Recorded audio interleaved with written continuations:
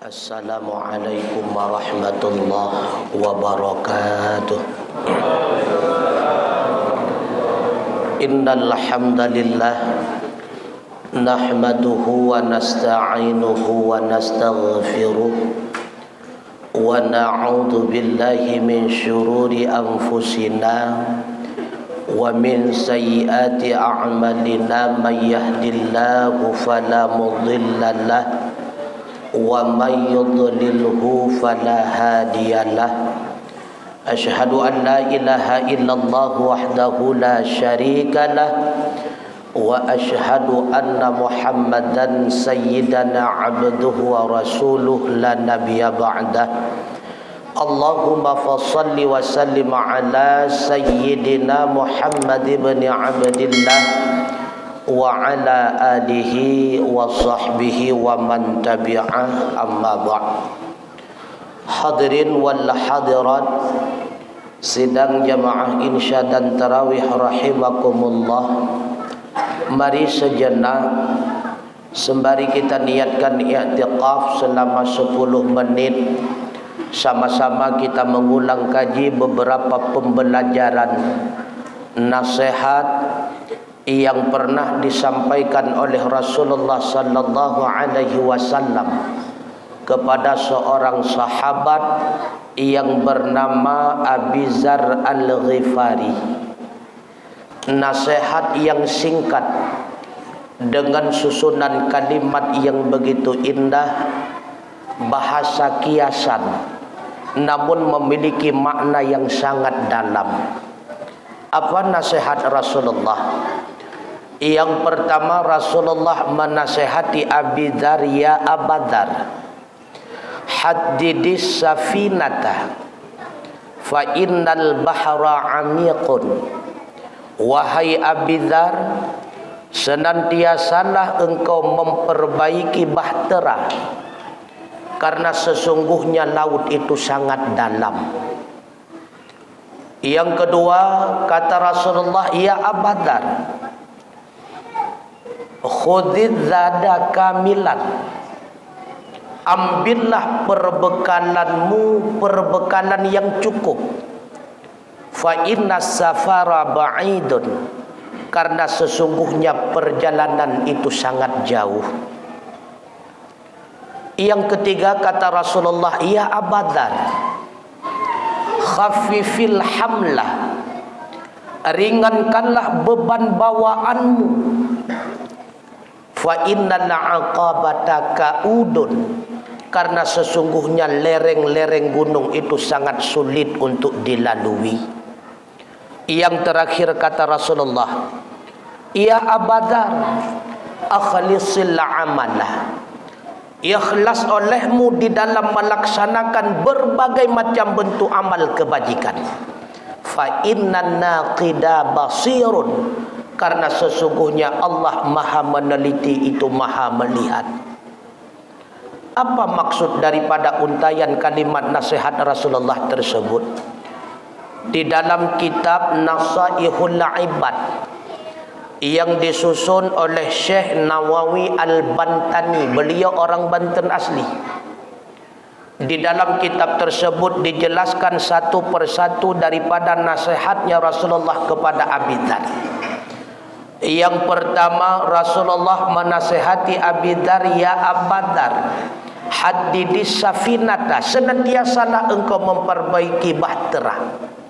Artinya senantiasalah engkau memperbaiki amal kebajikan, mulai daripada memperbaiki niat, tujuan semata-mata mencari ridha Allah.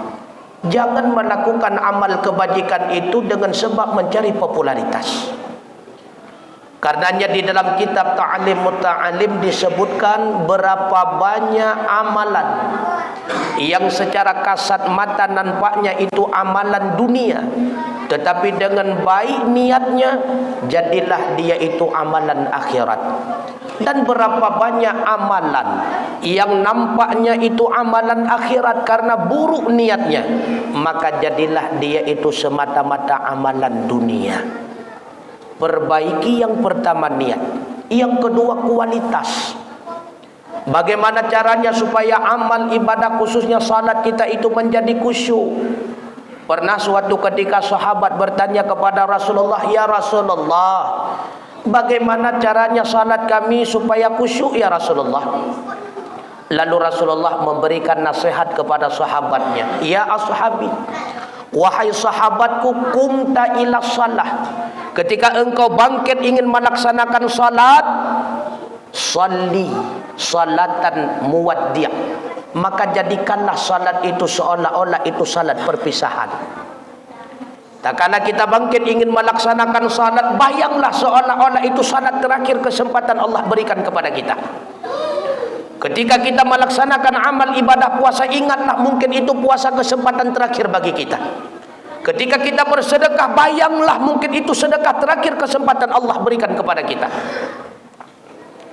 Dan Rasulullah mengingatkan sahabat, mudah-mudahan menjadi peringatan bagi kita semua.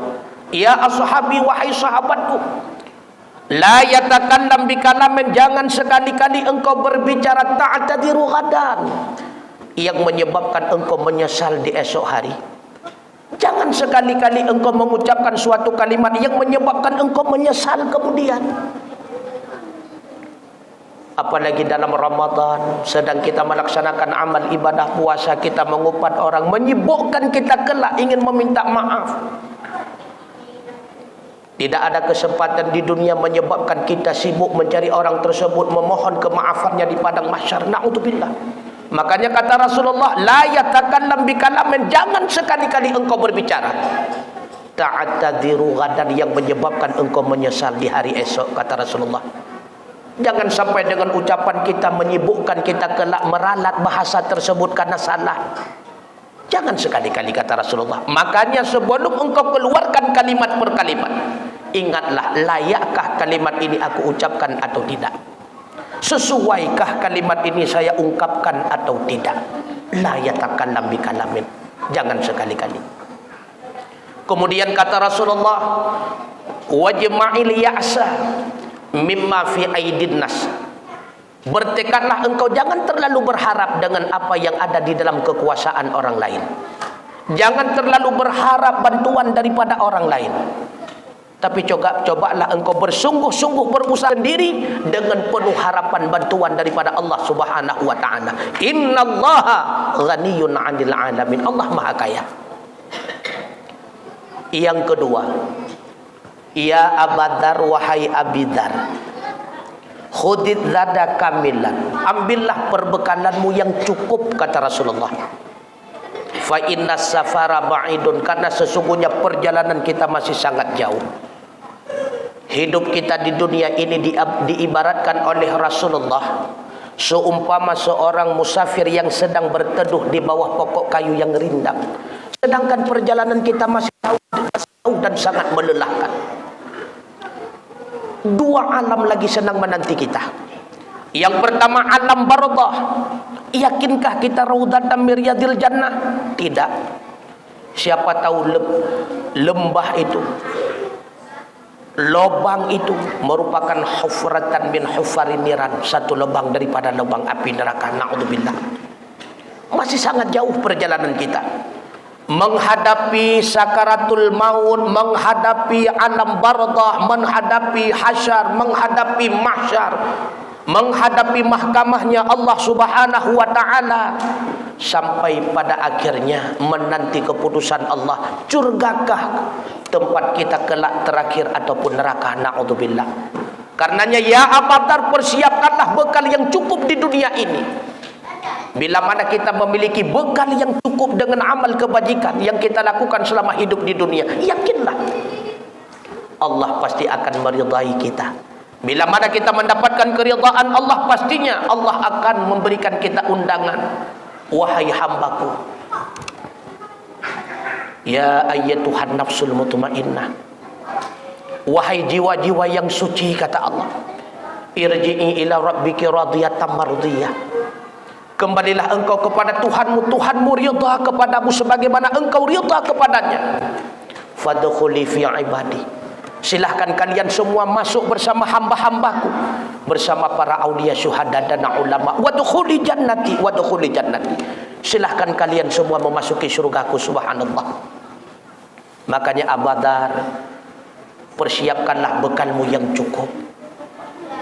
Yang ketiga kata Rasulullah, ya Abu Dzar, khafifil hamla, ringankanlah beban bawaanmu. Karena sesungguhnya Aqabah, lereng-lereng gunung itu sangat sulit dilalui dengan bahtera. Artinya apa? Semakin tinggi pangkat yang kita emban, maka semakin besar pula beban yang kita tanggung. Semakin banyak harta yang kita miliki, semakin besar pula beban yang akan kita pertanggungjawabkan. Maka ringankanlah beban kita mulai di dunia ini.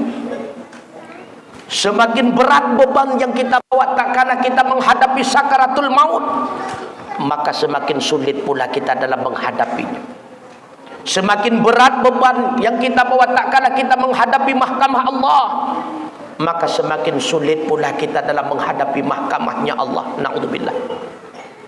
Karenanya kata Rasulullah, ingin engkau cepat selesai mulai daripada sakaratul maut, pertanyaan mungkar wa nangkir, hisab dan iqabnya Allah Subhanahu wa taala, ringankanlah bebanmu di dunia. Sungguh engkau akan ringan pula tak kala engkau menghadapi hari akhirat.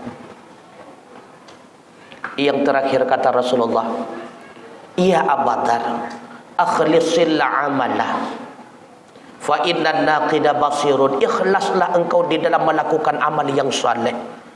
Ikhlaslah engkau di dalam melaksanakan amal kebajikan, karena Allah Maha melihat. Memang ikhlas itu bukan rukun daripada ibadah, tapi ketahuilah ikhlas itu adalah ruh daripada suatu ibadah. Keikhlasan itulah yang menentukan diterima atau tidaknya amal kebajikan yang kita laksanakan. Oleh karenanya hadirin wal hadirat, sidang jamaah insya dan tarawih yang dirahmati Allah, kesempatan Ramadan masih Allah persiapkan bagi kita. Pergunakanlah kesempatan ini dengan sebaik-baiknya. Yang pertama dalam memperbaiki kualitas amal ibadah khususnya, dan di dalam meningkatkan kuantitas amal kebajikan kita. Perbanyaklah zikir dalam Ramadan, perbanyaklah doa dalam Ramadan, perbanyaklah salat sunnah dan ibadah yang lainnya dalam Ramadan, perbanyaklah bersedekah dalam Ramadan, karena Ramadan ini kesempatan emas bagi kita hamba. Ramadan ini adalah kesempatan wa ta'ata maqbulah, segala amal kebajikan diterima oleh Allah Subhanahu wa taala. Ibadah sunnah yang kita laksanakan akan Allah berikan balasan seperti amal ibadah wajib. Wa da'awata mustajabah. Ramadan pula kesempatan doa kita diistijabahkan oleh Allah. Ramadan pula wal jannata mustaqatul lahum. Surga rindu kepada kita semua umat Muhammad yang sedang berkecimpung di dalam amal kebajikan di dalam Ramadan. Mudah-mudahan kita termasuk hamba-hamba Allah yang diridhokan oleh surganya Allah. Mudah-mudahan kita semua diberikan kesempatan oleh Allah untuk menikmati dan mencicipi nikmatnya surga Allah. Amin ya Allah. Amin ya rabbal alamin. Terima kasih atas segala perhatian. Mohon maaf atas segala kekurangan. Usikum wa nafsi bitaqwallah. Wassalamualaikum warahmatullahi wabarakatuh.